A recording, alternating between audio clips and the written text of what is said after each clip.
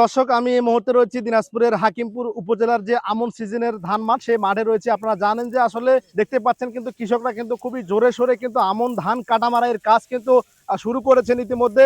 আমরা ইতিমধ্যে জেনেছি এই উপজেলায় কিন্তু আসলে সরিষা এবং আলু যে চাষের যে পরিস্থিতি, সেটি কিন্তু কৃষকরা গ্রহণ করছেন।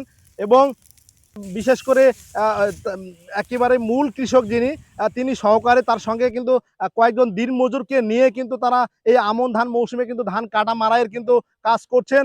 আমরা কয়েকজন কৃষকের সঙ্গে ইতিমধ্যে কথা বলেছি, তারা কিন্তু আমাদেরকে জানিয়েছেন যে কোনো কোনো কৃষকরা সরিষা কিন্তু বনে ফেলেছেন এবং আলু প্রস্তুতি কিন্তু অনেকে নিচ্ছেন।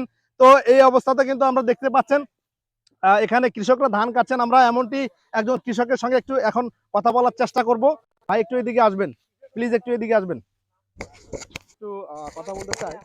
আপনি এখন প্রস্তুতি, জমিটা ধান কাটা হচ্ছে, এই ধান কাটার পরে এই জমিগুলোতে কি আবাদ করবেন, সেটার প্রস্তুতি কি নিচ্ছে সেটা একটু জানাবেন। আমরা এই ধান কাটার পরে আমরা রবি শস্য আবাদ করব, যেমন আলু, সরিষা, বিভিন্ন জিনিস আমরা আবাদ করি।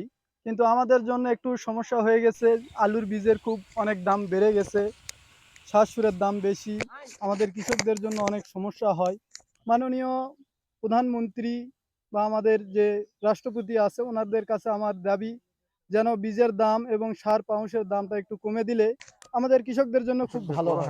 আরেকটা বিষয় যদি আপনাদের জানিয়ে রাখি, আমরা ইতিমধ্যে হাকিমপুর উপজেলার তথ্য নিয়েছি। এখানে কিন্তু আমরা ইতিমধ্যে জেনেছি হাকিমপুর উপজেলায় প্রায় ৩,০০০ কৃষকদের মাঝে বিনামূল্যে সার এবং যে সরিষা, সেটি কিন্তু বিতরণ করেছেন উপজেলা প্রশাসন এবং কৃষি অফিসারের পক্ষ থেকে কিন্তু বিতরণ করা হয়েছে বলে আমরা ইতিমধ্যে জানতে পেরেছি।